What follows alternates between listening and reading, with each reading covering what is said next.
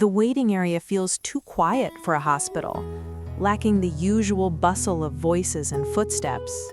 Just outside my peripheral vision, I spot an empty wheelchair parked against the wall, its rubber wheels scuffed and worn. I clutch my clipboard tightly.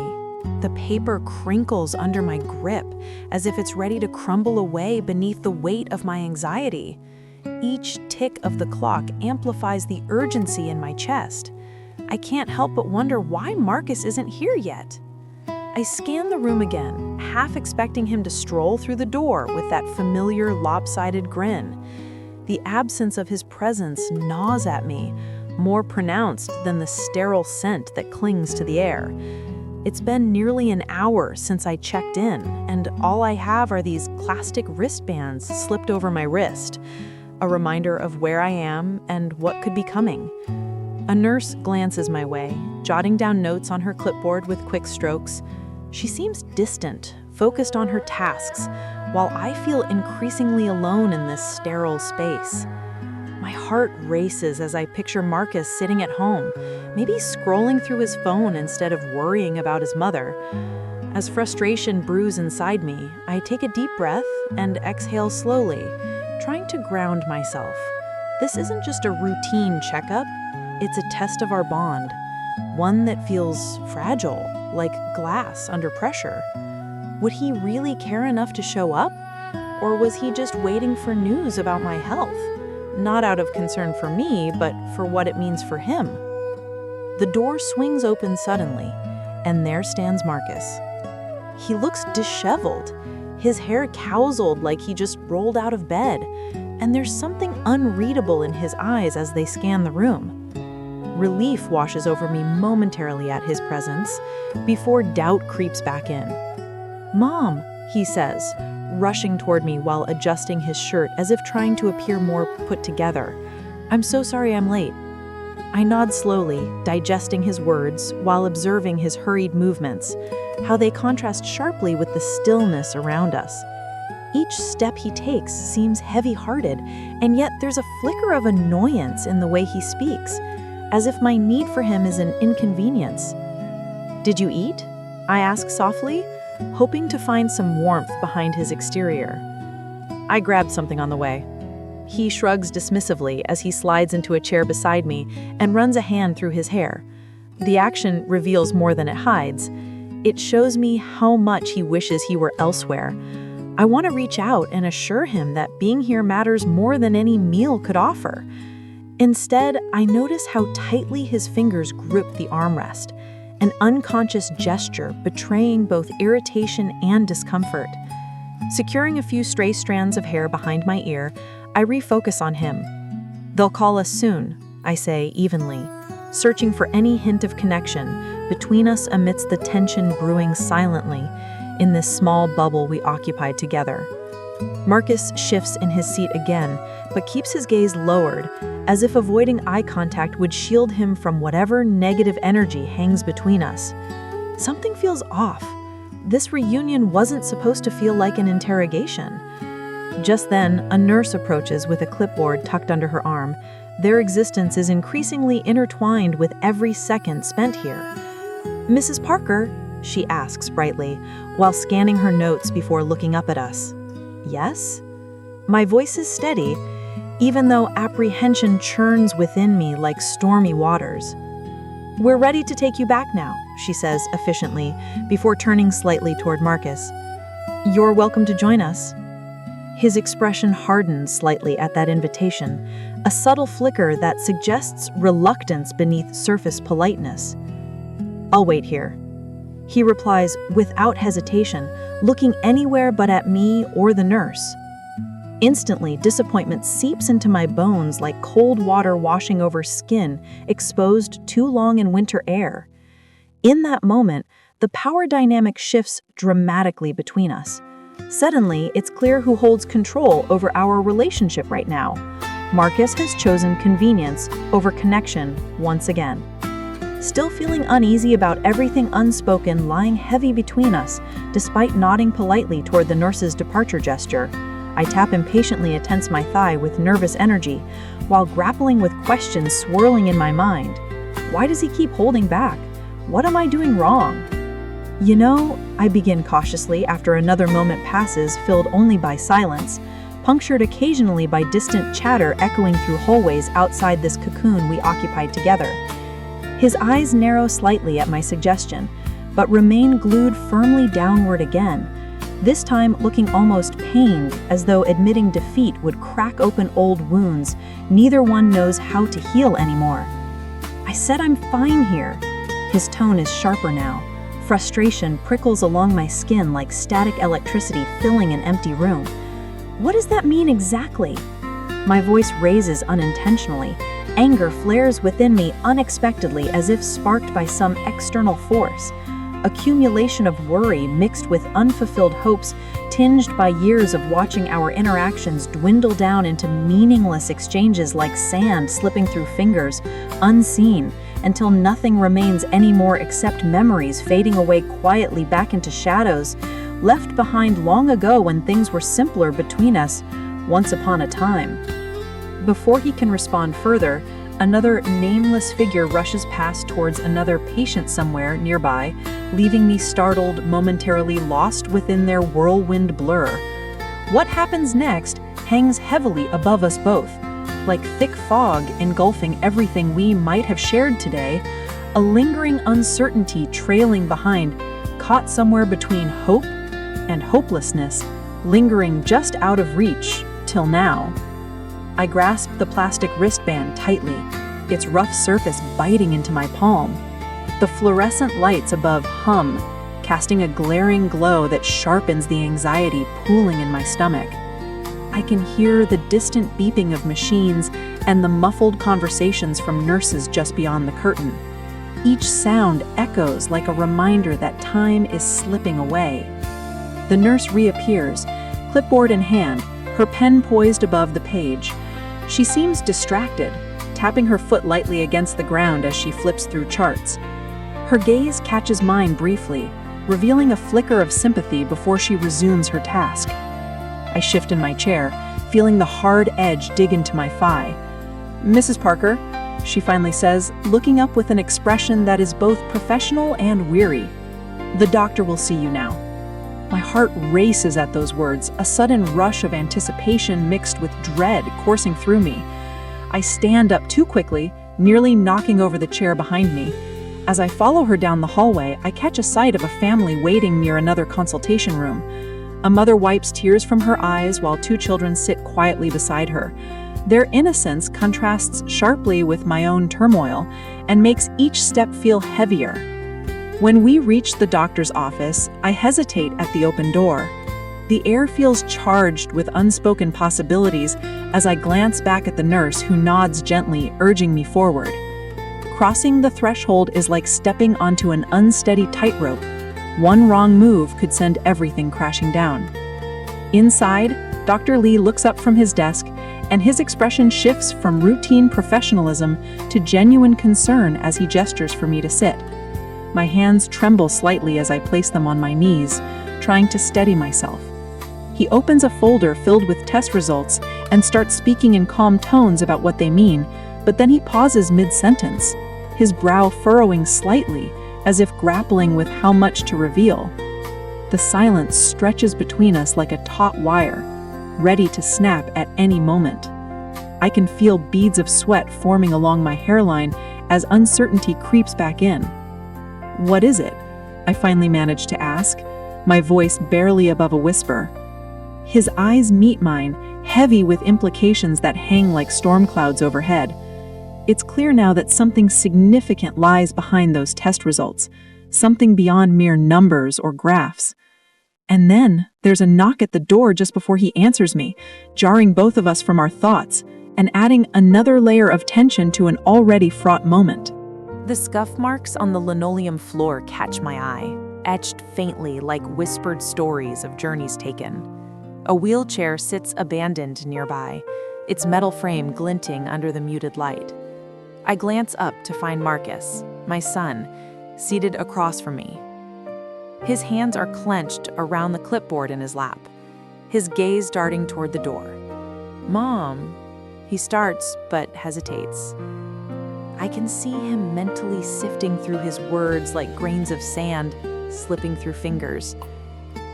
"What are your plans for the future?" I ask, trying to keep my tone steady.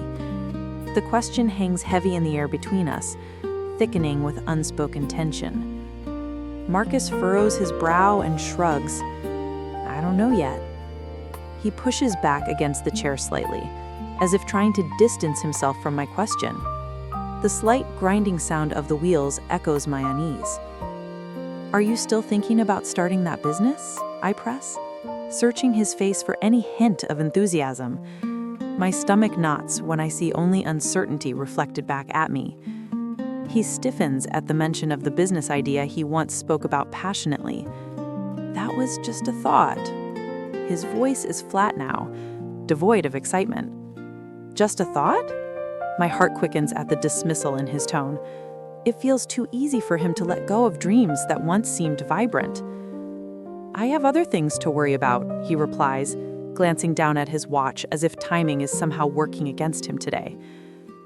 The moment feels like it's slipping away from both of us. "What?"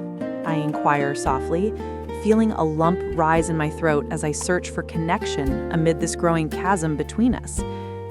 Marcus fidgets with the clipboard again, twisting it in his hands until it almost slips from his grip entirely. "You know, life," he mutters vaguely, eyes still glued to his watch as though it holds answers I can't discern. What does that even mean? The question tumbles out before I can stop myself. I feel heat rising to my cheeks. Anger mixed with frustration churns inside me. "It means priorities change," he snaps back suddenly, startling me into silence. The raw edge of his voice vibrates against my chest like an unexpected blow.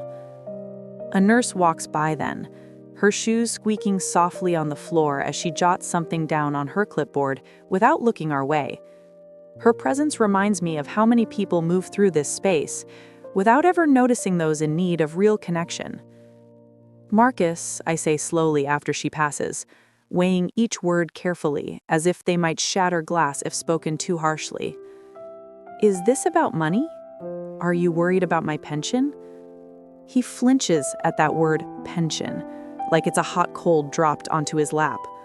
For an instant, sorrow flickers across his face before he masks it behind indifference. "I would never think that," he says quickly, but there's a tremor in his voice that makes me doubt him instantly. My pulse races with uncertainty now. Did I overstep? Really? A bitter laugh escapes me before I can swallow it down. Because it feels like everything revolves around it these days. Marcus looks taken aback by my accusation and shifts uncomfortably in his seat again, this time prodding at one of the wheelchair scuffs with his shoe, as if wishing it would disappear underfoot along with our conversation. "I want what's best for you," he finally says quietly, after what feels like hours have passed between us, filled only with silence and unconfidence. "What does that mean?" My voice is softer now, but still demands clarity amid this tangled web we've woven together over years, spent side by side and yet distanced by secrets left unsaid. His shoulders sag slightly under invisible weight while tearing his gaze away from mine once more, leaving me alone with shadows creeping around our fragile bond. Shadows born from fear cloaked in practicality, rather than love binding us closer together over time. "I have plans," ever so faintly trails off those words before dissipating into thin air. What he wants, what lies beneath those guarded expressions, remains elusive. A tight knot closing off understanding between us until perhaps all hope fades away altogether or transforms into something darker than either anticipated facing head-on ever again. Once more, distractions roam throughout this crowded room filled with sounds, echoing familiar yet distant. People passing by seem oblivious to our struggle, barely contained within these walls, defined by pain and promise alike. But then comes another revelation. A sudden intensity radiates from Marcus's expression when he lifts his chin in defiance just slightly enough for me to catch on. A flicker exposing ambition buried deep beneath layers layered over hurts, past only half told through muddied waters drawn clear now between mother and son, sharing bloodlines, yet divided hearts drifting further apart endlessly. Still, holding on to that moment suspended high above our heads, I can't help but wonder, will we rise or fall?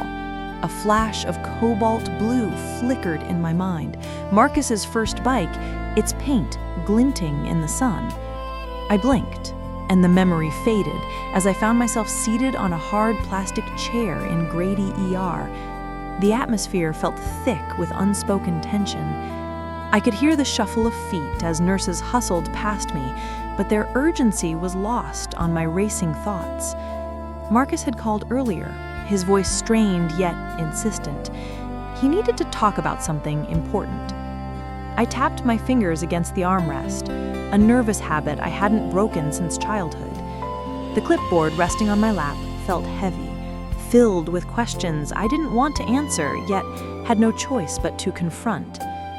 "Mom," he said when he finally arrived, his face taut and pale.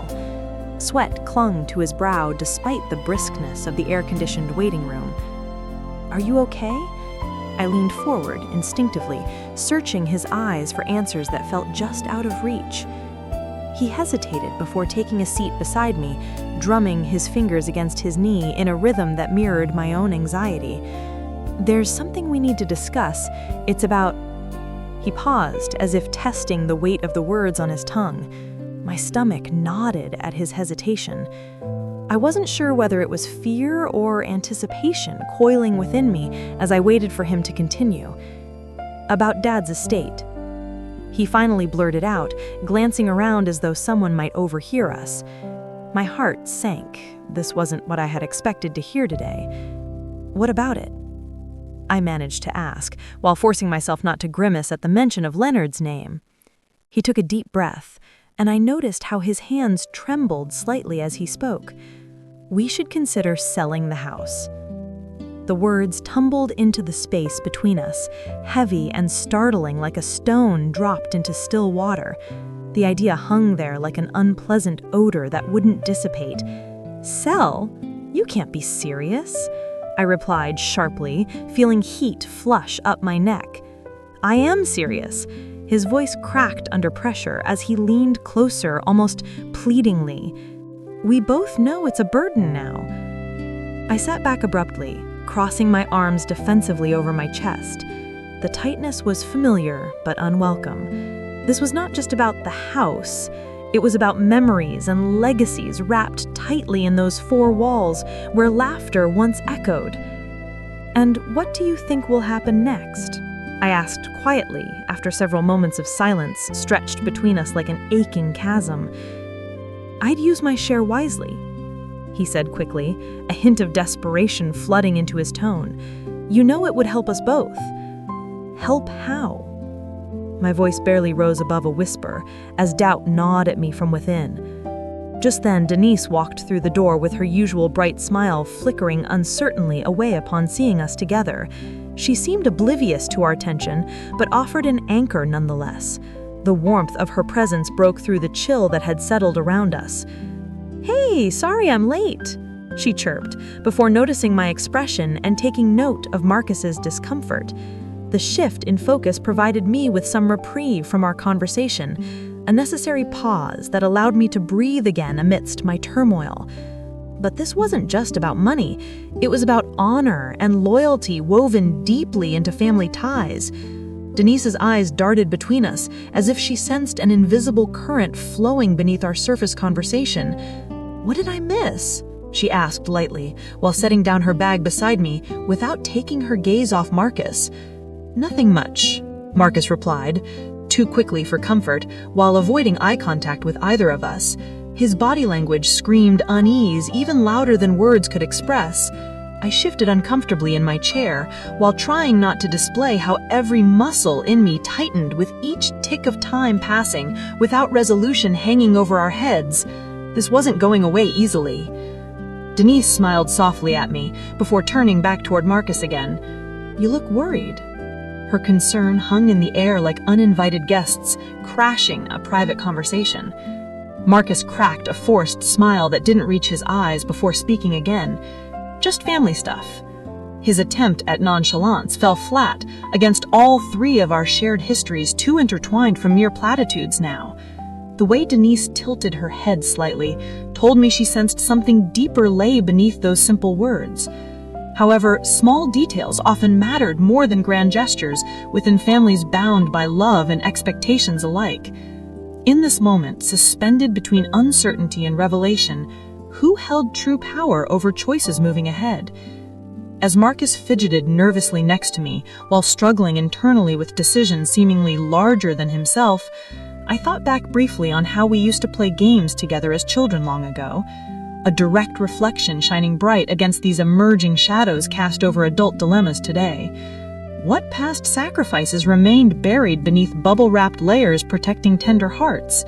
And consequently, what were we willing to expose when faced with inconvenient truths? A sudden noise interrupted my reverie. Samuel came striding into view, looking stern yet anxious, almost bordering on frantic, while clutching tightly onto his worn leather briefcase, held close across one shoulder. What news did he bring? Would it change everything we had been discussing? My mind raced further ahead into possibilities surrounding our fractured familial bonds, combined with consequences looming dangerously nearby. The warm triage tag lay crumpled on the counter, its texture rough beneath my fingertips. Nearby clipboards stood in stark contrast, their crisp white paper a reminder of the urgency that filled the air. I picked it up, feeling the rough texture between my fingers. The uncertainty of its existence stirred something deep inside me, like a guilty secret I could no longer ignore. Marcus had been in that emergency room too long. A friend had texted me about a commotion last night, a fight outside a bar. My phone buzzed repeatedly as I stared at this tag, each vibration chipping away at my composure. Pacing back and forth, I caught sight of Samuel slouched in a plastic chair. His hand rested atop his knee, tapping an anxious rhythm. A thought flickered through my mind like a candle's flame. Was he just as uncertain as I felt? Then Denise arrived, her expression tight with worry. She rushed past me to grab the clipboard, her fingers trembling as she flipped through the pages filled with medical jargon. She glanced over her shoulder and met my gaze, searching for answers we both knew were still shrouded in uncertainty. "Did you hear anything?" she asked, voice barely above a whisper. I struggled to find my words, but couldn't shake the weight of that tag from my grip. It felt heavier, even than the anxiety coiling around my stomach. I wanted to reassure her, but hesitated. How could I, when neither of us truly understood Marcus's situation yet? Denise's brow furrowed deeper as she leaned against the wall. What if he doesn't wake up? The question hung in the air between us like darkness before dawn. I felt myself tense at the mere thought. It sent prickles down my spine. "Let's not dwell on that," I said firmly, surprising myself with how resolute I sounded. The words felt like armor, shielding me from fear. But then again, was it really? As Denise turned her attention back to the clipboard, I noticed that she seemed different today, an edge of desperation in her movements. Something simmered beneath her surface that hadn't been there before. "Have you talked to him?" "No," I admitted reluctantly, glancing back at the triage tag again. "But I have a feeling he didn't call because he didn't want me involved." Denise's eyes widened slightly.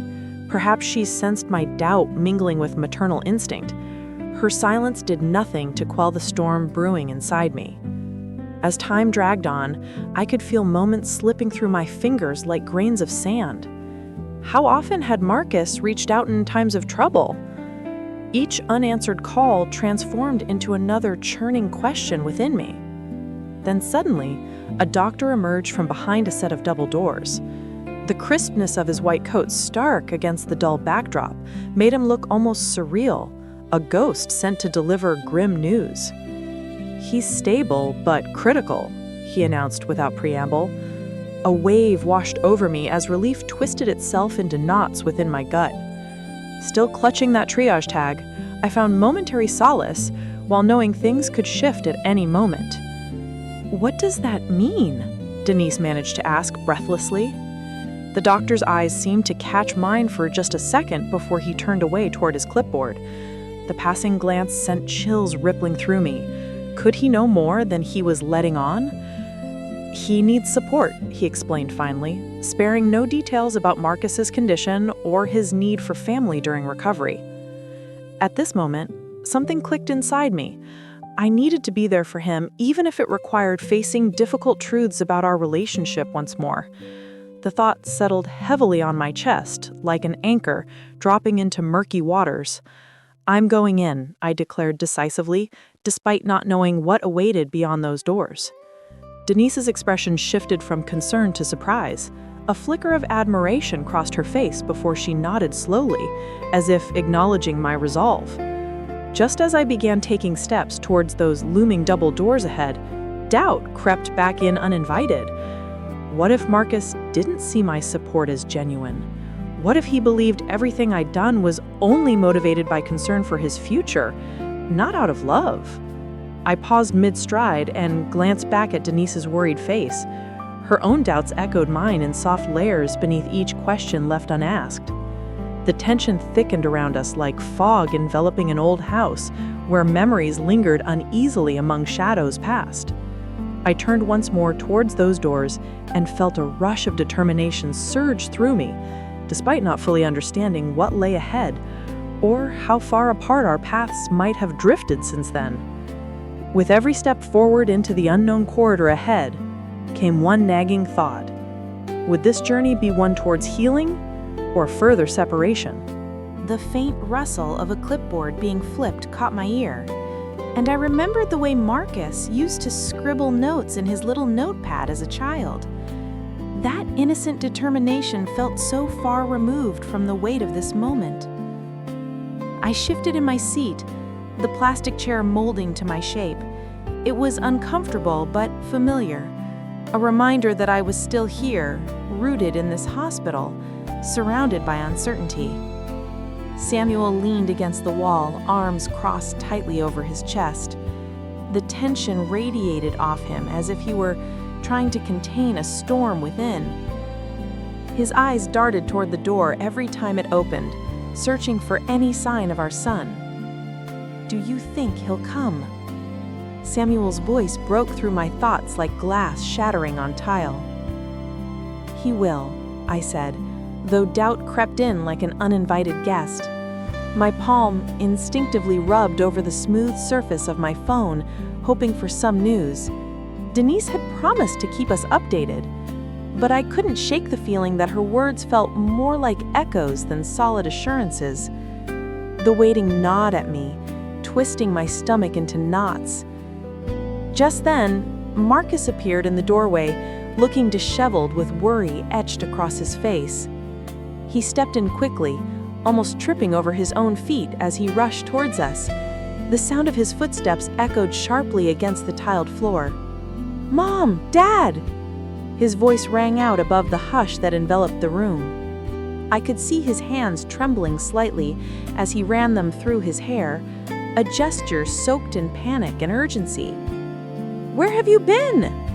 Samuel shot back, his tone sharp enough to slice through any remaining calmness we clung to. "Traffic. I'm sorry." With each word, I noticed how his eyes flickered between us, gauging our emotions like a weather vane catching wind. "Did you know about your father's condition?" My heart raced as I asked him directly. The question felt heavy on my tongue. "No," he muttered, lowering his gaze to the floor, an unmistakable sign of something deeper brewing beneath those surface-level worries. A knot tightened further in my stomach. This wasn't just about Samuel's health anymore. My pulse quickened as I looked at Samuel and then back at Marcus again. The truth hung heavily between us, thickening the air around us like smoke from a forgotten fire. "What do you want?" It slipped out before I could stop myself, a desperate attempt to address what lay unsaid among us. "What do you mean?" Marcus glanced up sharply, surprise painted across his features like daylight breaking through clouds. "I mean, are you here for Dad, or because you're worried about what might happen next?" It was a gamble, laying bare my suspicions like cards on a table, but one I needed to take. For a moment, silence reigned supreme, and I watched Marcus process my words. His lips pressed together tightly, as if keeping something hidden inside him, instead of letting it spill out into the open air. "I'm here because you're family," he finally blurted out defensively, raising his arms slightly as if preparing for battle rather than conversation. As much as those words should comfort me, doubt crept back in like shadows under a doorframe.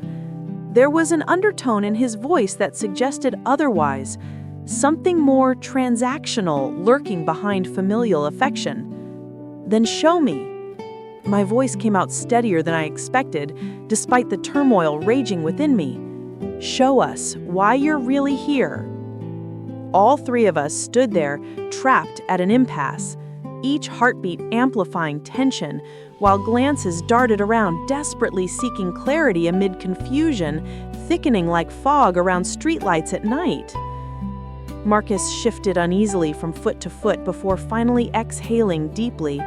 It sounded like air escaping a balloon just before it deflates completely. "What do you mean? How can I show that?" I leaned forward slightly.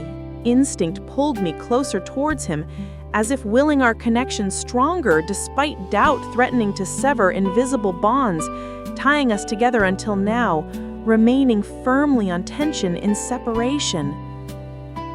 "You've spoken about wanting financial security. What does that mean now?" He hesitated again. An imperceptible twitch crossed his brow while he considered how each word would play out into reality where consequences lurked behind every decision made today. Well, he stammered before falling silent again. We both knew where our conversation led, but avoided grappling with its implications until now.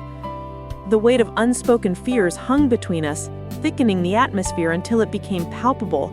It smelled almost metallic, yet carried traces of nostalgia too, the same scent lingering around old decisions long since buried beneath layers of hope and denial, woven into our lives together over years spent navigating joy alongside pain alike, until now standing before one another firmly on edges poised precariously, awaiting resolution, or revelation hanging just beyond reach, somewhere off in the distance, hidden amongst shadows, waiting patiently for someone brave enough to step forward, acknowledge their presence, allow healing begin anew, unraveling threads holding everything intact, slowly pulling gently apart, turning drawn-out silence, collectively shared, turning point inevitably upon the horizon, growing nearer with every second ticked relentlessly onward toward unknown future awaited ahead. I noticed the faint outline of a scuffed wheelchair in the corner, its wheels still rusted from neglect. I shifted in my chair, feeling the hard plastic pressing against my back. Marcus was late. Each minute stretched before me like the thin fabric of my nerves, fraying slowly with every second that passed. The fluorescent light flickered overhead, but it was nothing compared to the unease coiling inside me.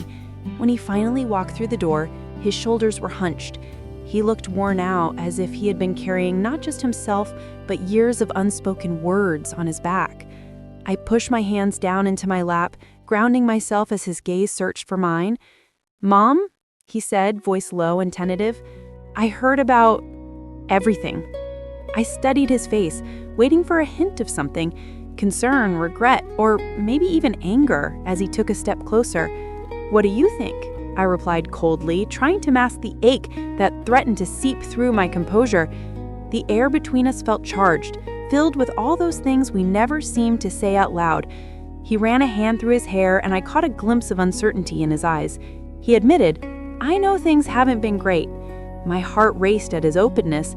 It was so rare for him to lower his guard like this. "Things have been worse than great," I shot back before I could stop myself. The weight of those words hung between us like an uninvited guest. each syllable echoed with resentment and love tangled together. "Is that why you called me?" Marcus asked, softly. There was a tremor in his voice that made me freeze for a moment. It was as if he could already sense what lay beneath my question, my test of loyalty. "I needed someone to talk to," I said, choosing each word carefully as though they could reconstruct our fractured relationship. "I thought you'd want to be here." He swallowed hard and glanced around the room at the sterile decor, the pale green walls and bright white tiles that felt far too impersonal for such intimate conversations.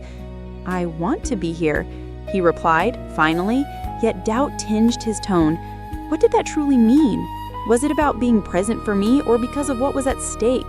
My stomach twisted slightly at the thought of him possibly seeing me as just another asset tied to money, and not as his mother who needed him. What about Dad? His question surprised me. It cut through the tension like glass shattering on concrete. "No," I said firmly, clutching my chair's armrest tightly as if they were life preservers keeping me afloat amid churning waters. The truth hung heavy in the air. Samuel hadn't found out through any explicit means, only whispers and rumors that had reached him long after I'd known something was wrong with me. Marcus took a deep breath and let it out slowly, frustration etching lines across his forehead. "You should tell him." His suggestion felt like thorns digging into soft skin. Revealing secrets required a level of honesty I wasn't ready for. He doesn't need more burdens right now. My voice cracked slightly at the edges, revealing how deeply this affected me beyond just mere words exchanged in this hospital room. His eyes narrowed slightly, as if weighing each side of our arguments carefully before speaking again. "But what about you? If you don't tell him now..." He let the thought linger there, a cliffhanger suspended over both our heads. "I'm just trying to figure this out." The truth slipped out before I could rein it back in, my vulnerability laid bare like raw flesh exposed to air. In this moment with Marcus standing before me, it felt eerily quiet despite all surrounding chaos. It rendered everything else meaningless except us and our shared history. Then something shifted within him, a flicker of realization igniting behind those tired eyes that mirrored mine closely enough to disturb me further. Perhaps Marcus understood more than I'd anticipated after all these years apart from one another. What does that really mean? His voice dropped an octave lower, intense yet gentle, as though probing deeper into something dark hiding among familiar shadows cast by family expectations and disappointments alike. "It means..." But where would that lead? A part of me fought against laying everything on him at once while another urged action instead, one driven by desperation and fear, rather than hope or resolution sought after before time runs out completely. I took a shakery breath while fidgeting with the hemline of my blouse nervously unfolding as if peeling layers off some long-buried truth abandoned inside me during countless sleepless nights spent worrying alone, instead finding solace somewhere safe within reach. Or perhaps searching too far beyond where comfort lived now? "Let's go somewhere private." Without waiting for an answer or further protestations from either side exchanged yet again, it simply felt necessary right then to reclaim power lost throughout years blurred together without closure offered ever since childhood, birth fracture lines never healed completely, no matter how hard they tried, hope holding on to fragments still left behind within ourselves remaining hidden far below surface alive even today, sometimes breaking free unexpectedly when least expected, most urgently needed honestly. Opening dialogues spoken gently, reaching past barriers often built stubbornly, stone-like between us, meant fortifying walls constructed over lifetimes, still yearning connection, outside silence drawn closer, though far apart amidst chaos rippling inward, finally breaking free, seconds slipping away, fresh pages turning ahead, uncertain directions now looming clearer than anything else, left unresolved lingering behind, patiently awaiting new beginnings, beckoning forward. But did Marcus want me, or merely what came from being connected biologically? What would that tell us both? The light glinted off the polished floor, reminding me of the shiny finish on Marcus's old skateboard. I shook my head slightly, trying to erase the memory of those carefree days, and focused on the present moment. Marcus stood before me, his hands stuffed deep into the pockets of his worn jeans. He shifted his weight from one foot to the other, a nervous gesture I recognized all too well. The air between us felt thick with unspoken words, filled with the remnants of past arguments and misunderstandings. "I'm sorry, Mom," he said finally, his voice barely above a whisper. There was a weight in that apology that hung heavy like an anchor. I could see the sincerity etched across his face, but part of me remained guarded. "What exactly are you sorry for?" I asked, crossing my arms defensively. The cool fabric of my sweater brushed against my skin as I held myself tightly. Each word seemed to linger in the air like fog rolling over a lake at dawn. He hesitated, glancing around as if searching for an escape route. "For everything. For not being there when you needed me." His gaze met mine, vulnerability shining through the facade he usually wore like armor. My stomach twisted at his admission. It reminded me of the time he'd fallen off that skateboard and scraped his knee, how he had looked up at me with tears welling in his eyes. "You were always busy," I replied softly, letting go of my defensive stance just a fraction. Memories swirled like autumn leaves caught in a gust of wind. "I understand why you distanced yourself." "I wasn't busy," he insisted, more vehemently now, shaking his head as if trying to shake loose any lingering doubts about himself. "I was just afraid." Afraid. The word fell heavily between us like a brick sinking into water. I felt a rush of compassion mingled with anger swirl inside me as I remembered all those times I had wished he would fight harder for our relationship. A nurse passed by us with a clipboard clutched tightly under her arm. Her hurried footsteps interrupted our moment just long enough for both of us to collect ourselves again. "Do you want to try again?" Marcus asked after she moved on, hope flickering in his eyes like the steady beam from a distant lighthouse. "I mean, can we start over?" His question struck me like lightning coursing through a quiet landscape. My heart raced as I considered what starting over might entail, yet something within me stirred at the prospect. "Yes," I said firmly, feeling power shift in our conversation like chess pieces sliding into place. The expression on Marcus's face changed instantly. Relief washed over him so swiftly that it threatened to drown out all doubt that ever existed between us. "I promise." His tone held conviction now, but still carried traces of trepidation beneath its surface texture. It reminded me again of those childhood days when promises were sacred and easily made under sunlight filtering through trees. Yet even as we reopened this door together, something nagged at my thoughts. Could I truly trust him? Just then, another nurse entered the room with an urgent look on her face, a shift change making way for new conversations about health and healing. While uncertainty loomed larger than any physical ailment we faced, something flickered behind Marcus's eyes as he watched her approach. A shadow danced across his expression but vanished before I could name it fully. What new truth lay waiting just below? My fingertips grazed against my phone resting in my pocket, a tether to old habits, or perhaps future decisions yet unmade. But before I could decipher its significance further, Marcus spoke again. "Can we talk about Dad too?" That question hung in the air like smoke from a dying fire, the kind that lingers long after it has faded away completely, while my throat tightened once more at its implication. Was he prepared for what discussing Samuel would entail? A delicate dance awaited us both, between forgiveness and memories that refused to fade quietly into shadows. But deep down within myself, a flicker ignited anew. The question loomed larger than ever. How much am I willing to uncover about our family's fractured history? I adjust my hair behind my ear, trying to push away the frustration that lingers like an annoying itch. The shift change is coming, and I notice a nurse pacing toward the desk, her clipboard heavy in her hands.